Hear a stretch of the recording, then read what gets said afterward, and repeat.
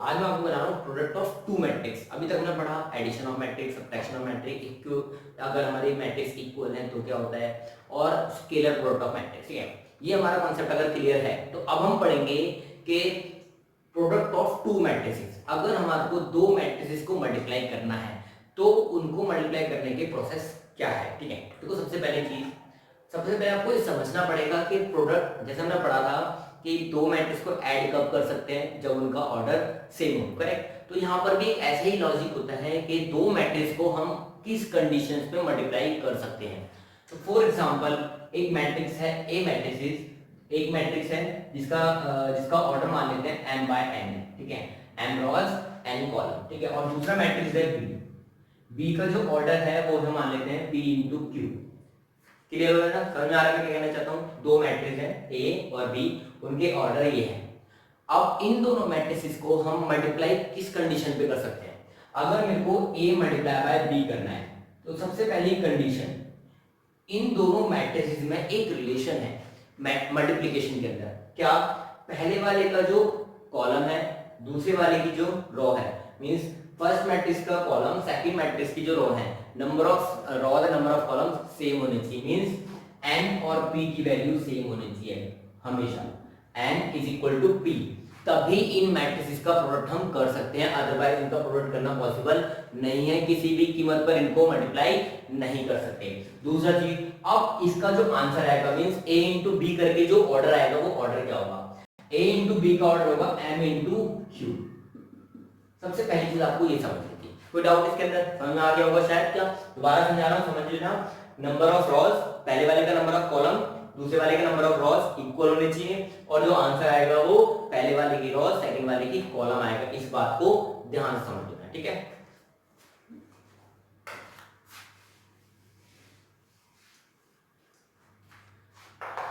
यहां तक तो क्लियर हो गया होगा शायद। अब देखो मैं आपको बताता हूँ प्रोडक्ट करते किस तरीके से। एक तो हमारा नॉर्मली मेथड है, ठीक है, जो हम नॉर्मली करते हैं। पहले उस मेथड समझते हैं। जैसे मैं आपको मैट्रिक्स ले लेता हूँ, एक मैट्रिक्स है 2 1 3 -1। ठीक है, कोई दिक्कत नहीं।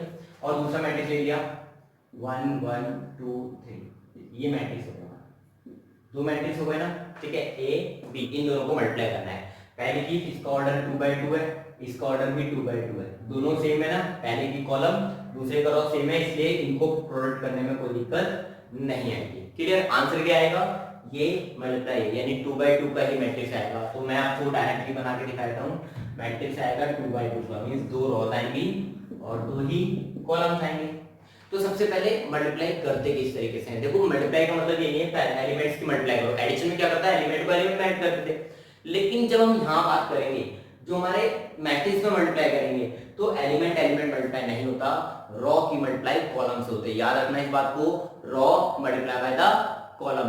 तो हर रॉ को हर कॉलम से मल्टीप्लाई करेंगे।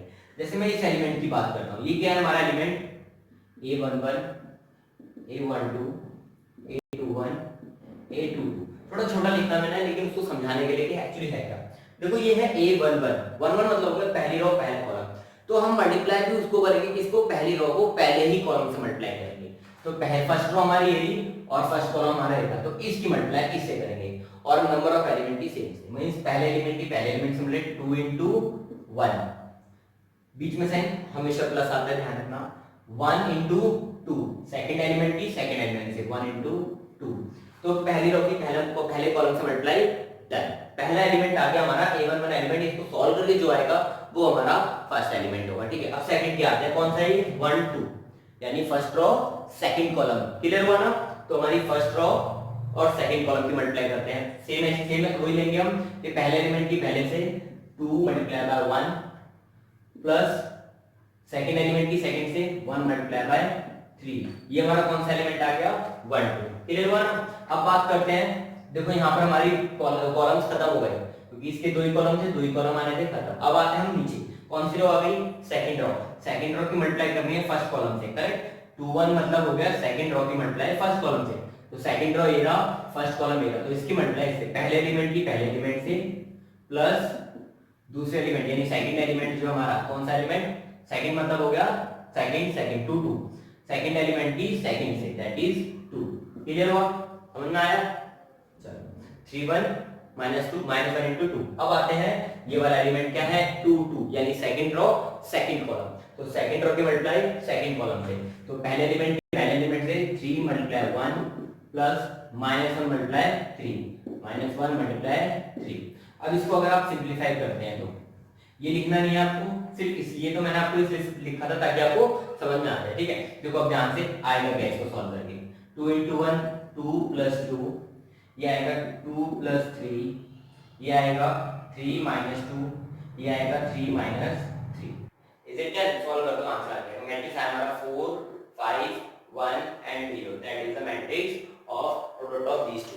तो इन दोनों के प्रोडक्ट का मतलब ये हो गया। ये हमारा था सिंपल है। ठीक है, अब आपको एक वो मेथड सिखा रहा हूं जो आपके लिए बहुत सिंपल है। देखो ये होता है थोड़ा सा लगता है कि चलो किसकी मल्टीप्लाई किससे करनी है। अब एक सिंपल ट्रिक बताता हूं, ठीक है, मल्टीप्लाई करने के लिए। ठीक है, सबसे पहले सिर्फ यहाँ, बाकी तो सारा सेम रहेगा, बस यहाँ समझने वाली बात है, दोबारा देख लेते हैं। ठीक है, देखो एक और बार देख लेते हैं मल्टीप्लाई को। सबसे पहले मैं आपको बताया क्या, 2 रोज 2 कॉलम, करेक्ट। तो 2 रोज आनी चाहिए एंड 2 ही कॉलम्स आने चाहिए ना। देखो मल्टीप्लाई कैसे करेंगे, फर्स्ट रो पहले हमारी कौन से एलिमेंट ले रहे हैं हम, फर्स्ट रो के एलिमेंट। तो फर्स्ट रो के एलिमेंट लिख लो 2 प्लस 1 2 प्लस 1, क्लियर। सेकंड, अब सेकंड रो के एलिमेंट लिखो। सेकंड रो के एलिमेंट है 3 माइनस 1 3 माइनस 1, जो भी एलिमेंट थे वो लिखिए। ठीक है, अब इसके साथ क्या लेंगे हम लोग, कॉलम्स। देखो पहले कॉलम में कौन से एलिमेंट आएंगे, रो इसकी लेते हैं, कॉलम इसके लेंगे। तो कॉलम के एलिमेंट है 1 2, तो इसमें column 1 2 1 2, column 1 column second 1 3, second column के एलिमेंट लेंगे इसमें 1 3, सेकंड कॉलम आना। देखो बाकी सब कुछ हो जाएगा 2 into 2 2 into 1। ठीक है, सेम थिंग, सारे एलिमेंट सेम आएंगे। मल्टीप्लाई करने का आपको जो मेथड सूटेबल लगे, रो मल्टीप्लाई कॉलम या ये वाला मेथड जो आपको इजी लगे उससे सिंपलीफाई करना। ठीक है, एक और लेते हैं हम 3/3 का। ओके, तो 3/3 का मैट्रिक्स ले लिया मैंने, ये रहा। ठीक है, 3/3 की मल्टीप्लाई करेगा, कोई एक्स्ट्रा तेल नहीं मारने आपको, वही सेम कॉन्सेप्ट है। 3/3 को मल्टीप्लाई उसी तरीके से करेंगे जिस तरीके से हमने 2/3 को किया था, या कोई भी मैट्रिक्स को मल्टीप्लाई करने का सेम प्रोसेस लेंगे। चलो एक काम करता हूं मैं, 3 ऐसे लिखते हैं इसको। ठीक है, रेक्टेंगुलर बनाना है हमारे को मैट्रिक्स, तो रेक्टेंगुलर होना जरूरी है। ठीक है, मैंने क्या ऑर्डर लिया पहले चेक करते हैं। इसका ऑर्डर क्या है 2/3, इसका ऑर्डर क्या है 3/3, करेक्ट, यही है ना। अब देखो इनकी मल्टीप्लाई पॉसिबल है या नहीं, बताओ जल्दी। हाँ, क्यों, क्योंकि इसका कॉलम और इसकी रो सेम है, मींस ये दोनों इक्वल होने चाहिए तभी मल्टीप्लाई पॉसिबल होगा, अदरवाइज नहीं। ठीक है, आंसर क्या आएगा 2/3 का, यानी यही आंसर आ रहा होगा शायद, ऐसे कुछ। ठीक है, चेक कर लेते हैं। अब हमारा आंसर जो होगा, जिस मेथड से आपको इजी लगे उससे करना, मैं आपको डायरेक्टली करा रहा हूं जो हमारा पहला मेथड था। ठीक है, क्या करते हैं, रो की मल्टीप्लाई कॉलम से। तो यहाँ पर एलिमेंट कौन सा है 1 1, यानी फर्स्ट रो की मल्टीप्लाई फर्स्ट कॉलम से। ये first element first, second element second, third element third. तो क्या आएगा 2 into 1, डायरेक्टली डाउन 2 1 2, 2 की मल्टीप्लाई 2 से प्लस 4, 0 की मल्टीप्लाई 3 से प्लस 0। कोई डाउट? चलो आगे बढ़ते हैं, दिस इनटू दिस। अगर आपको डाउट हो थोड़ा रिवाइंड करके दोबारा देख लीजिएगा। देखो यहाँ पर लेते हैं इसकी मल्टीप्लाई इससे, यानी यहाँ पर लिखेंगे हम कौन सा, first row second column, first row second column. तो 1 into 1 plus 2 into 2 plus 0 into 1 0। अब फर्स्ट रो थर्ड कॉलम, यानी फर्स्ट रो थर्ड कॉलम, ये आएगा 1 into 2 2 plus 2 into 1 2 plus 0 into 0, it is 0। That's it, simple, कोई doubt तो नहीं होगा। चलो आगे बढ़ते हैं सेकंड रो और इन कॉलम्स को। ठीक है, यानी सेकंड रो में लिखेंगे और first column 2 into 2 4, 1 into 2 plus 2, 3 into 3 plus 9, 2 into 1 2, 1 into 2 2, 3 into 1।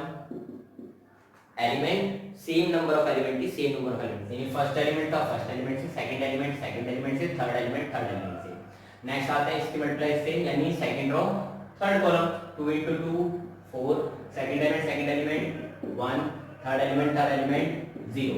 Simplify कर देंगे आंसर आ जाएगा, that is 6, that is 5, that is 4 50 7 और 5। ये हमारा मैट्रिक्स आ गया ऑर्डर का। मल्टीप्लाई क्लियर हुआ?